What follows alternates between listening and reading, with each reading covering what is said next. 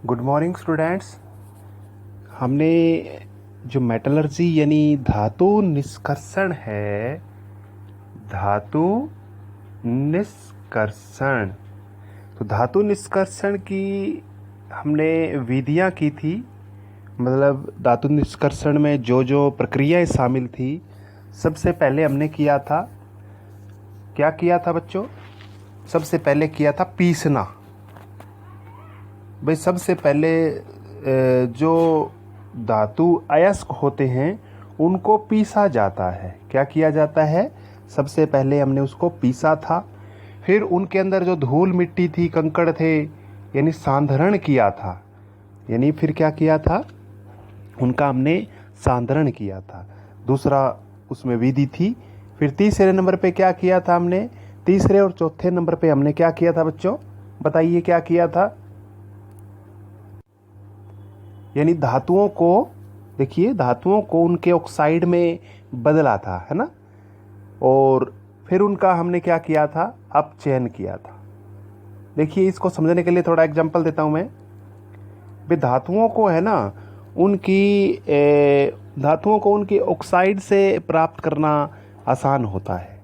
जैसे मान के चलिए, मैं एग्जांपल फिर से दे रहा हूं। जिंक का ऑक्साइड, ठीक है, लेड का ऑक्साइड। अब इसमें से धातु को प्राप्त करना आसान होता है ना, क्योंकि इनसे कोई ऐसा अपचायक ले लेते हैं जो इससे कार्बन को जो इससे ऑक्सीजन को छीन लेता है। अगर ये ऑक्सीजन को छीन लेगा तो क्या बन जाएगा? ये धातु आपको मिल जाती है। ठीक है, अपचायक यानी ऑक्सीजन को छीनने वाला, ऑक्सीजन को छीनने वाला। ठीक है, तो हमने ये कर लिया था। फिर हमने है ना दो तीन, जैसे सबसे कम जो क्रियाशील धातुएं हैं, जैसे सोना है, चांदी है, सबसे कम अभिक्रियाएं करती हैं, तो उनको सिर्फ गर्म करके हमने उनके अयस्कों से प्राप्त कर लिया था। ठीक है, फिर मध्य में आने वाली को कैसे किया था? मध्य में जो आती हैं उनके दो तरीके हमने किए थे, निष्पातन और भर्जन, है ना। वो इम्पोर्टेंट था जो पिछले पीरियड में, पिछला जो वीडियो मैंने भेजा था उसके अंदर, ठीक है, उससे पिछले वाला। और एक लास्ट किया था सबसे ज़्यादा अभिक्रियाशील, यानी एक ऐसी धातुएं जो बहुत ही ज़्यादा अभिक्रियाशील हैं, तो उनमें कार्बन को हम यूज़ नहीं कर सकते उनसे ऑक्सीजन छीनने के लिए, क्योंकि कार्बन वहाँ पर कमज़ोर पड़ जाता है।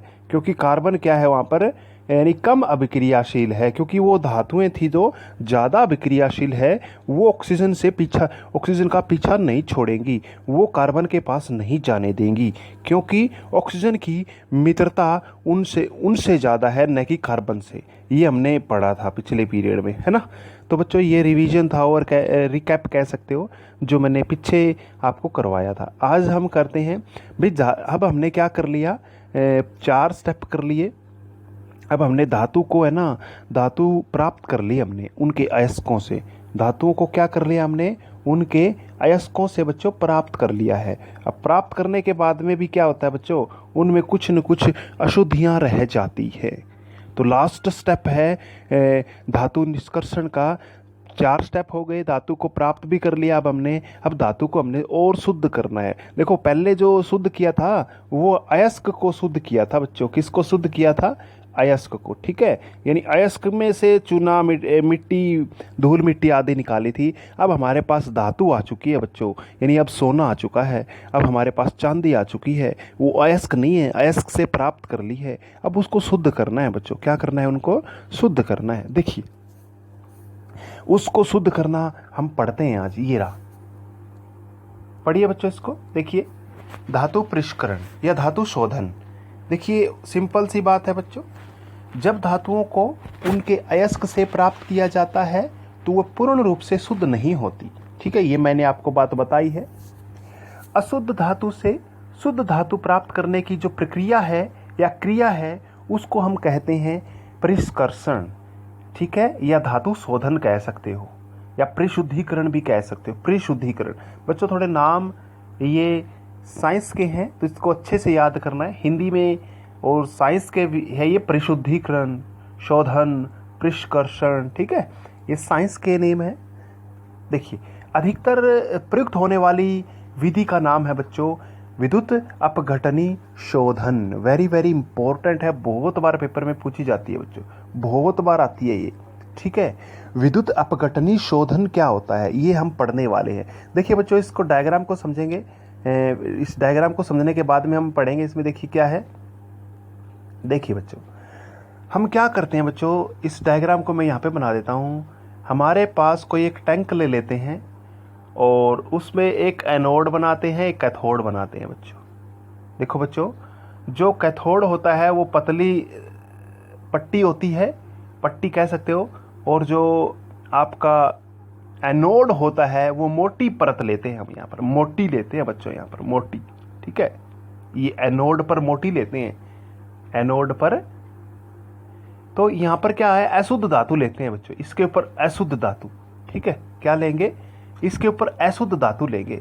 तो बच्चों जैसे ही इसमें बिजली पास करेंगे ना बच्चों, देखो जैसे ही इसमें बिजली पास करेंगे, यहाँ पर ये जो थोड़ा और देखो बच्चों, ये जो धातु है ये शुद्ध है, जो हमने शुद्ध करनी है वो यहाँ पर है, अशुद्ध ये है। ठीक है, ये अशुद्ध है, ये शुद्ध धातु। शुद्ध धातु की पतली परत ले लेते हैं, अशुद्ध की मोटी ले लेते हैं बच्चों। ठीक है, जैसे ही करंट गुजारेंगे इसमें, ये कोई हम विलियन ले लेंगे, मैं आपको बताऊंगा इसमें आगे। जैसे ही इसमें हम करंट गुजारेंगे बच्चों, ये अशुद्ध धातु से शुद्ध धातु इस गोल में घुलना शुरू हो जाएगी।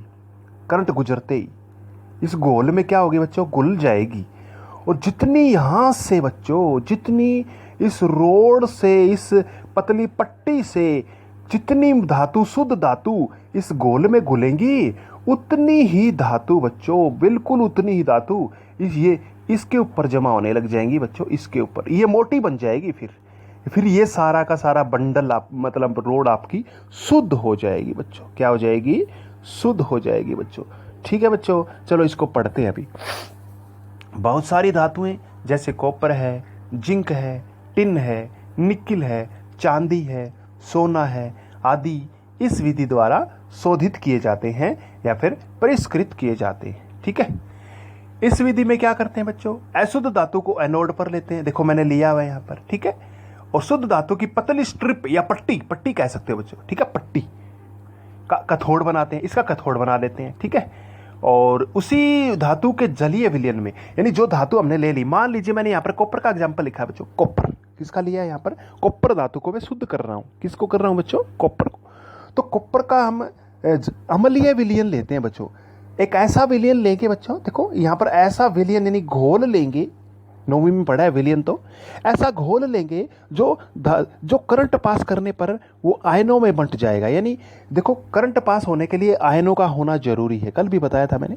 धातुओं मतलब किसी भी घोल में, किसी भी विलयन में से अगर उसमें आयन होंगे तो जाकर के क्या होगा, उसमें करंट पास होगा बच्चों, विद्युत पास होगी। ठीक है, तो एक ऐसा विलयन लेंगे जो इसके अंदर आयन देगा। ठीक है, इसमें हम कॉपर सल्फेट लेते हैं बच्चों, कॉपर सल्फेट।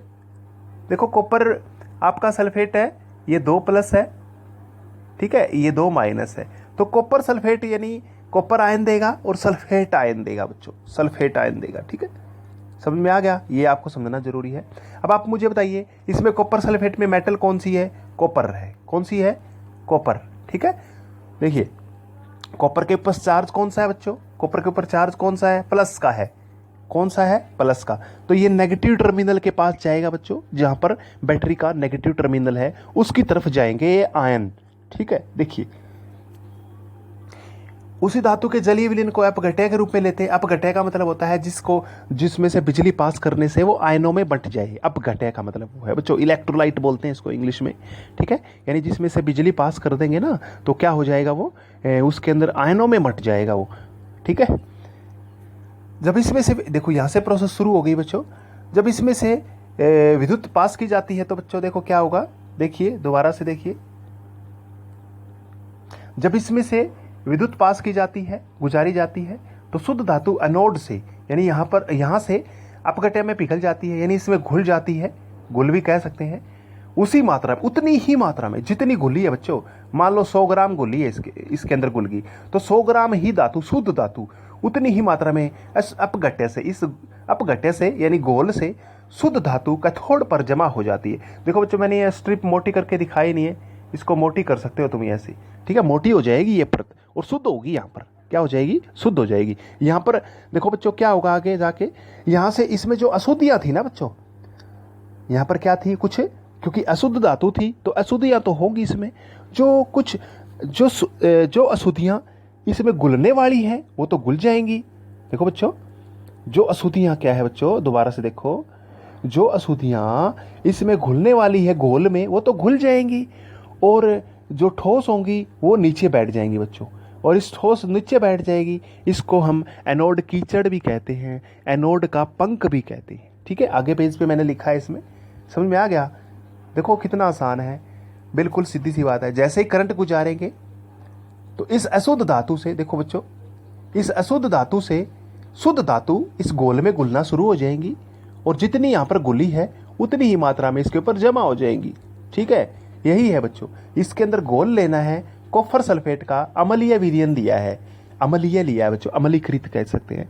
ऐसा क्यों लिया है, क्योंकि वो आयनों में बंट जाएगा, आयनों में बंटना जरूरी है बच्चों, आयन नहीं बटेंगे तो बिजली पास नहीं होगी, ठीक है। अगर लास्ट पेज पे देखो मैंने क्या बताया है, देखो बच्चों लास्ट की 2 लाइन है बस, देखो क्या बताया मैंने, घुलनशील अशुद्धियाँ अपघट्य में चली जाती है, यानी गोल में चली जाएंगी जो गोल था, ठीक है, और अघुलनशील अशुद्धियाँ एनोड के नीचे की तरफ जमा हो जाती हैं, जिसे एनोड पंख कहा जाता है, ठीक है बच्चों। इनका स्क्रीनशॉट लेके इसको आप उतार लेना, आज छोटा सा टॉपिक करेंगे, ठीक है, और कल 2 दिनों में और इसको चैप्टर को फिनिश करने की कोशिश करेंगे हम, ठीक है। थैंक यू बच्चों, थैंक यू।